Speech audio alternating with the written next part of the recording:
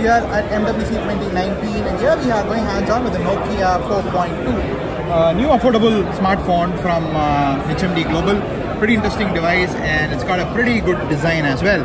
So you can see it's got these rounded corners and this whole glossy back and a dual camera setup on the back as well. It's got a 5.71-inch screen on the front. It's a HD plus 19:9 aspect ratio on the display.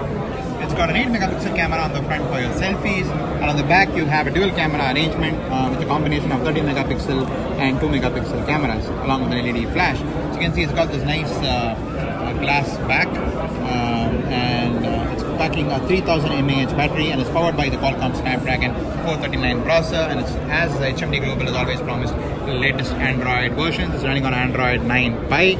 So you have the volume locker on the right side and you have something interesting. It's a power button with a notification light on the right side. You also have the dedicated Google Assistant key on the left side right below the SIM card slot.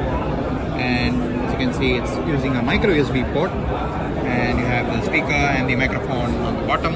You also have the headphone jack on the top along with another microphone.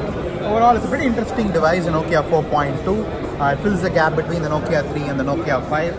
And it's coming in April for about $169 or roughly about 15,000 rupees in India. We don't know the India pricing yet, so this is the global average pricing. Pretty interesting package and it looks like a pretty neat device. It doesn't look like a cheap device at all. It looks pretty fancy and I really like this whole rounded edges on the sides and glossy back.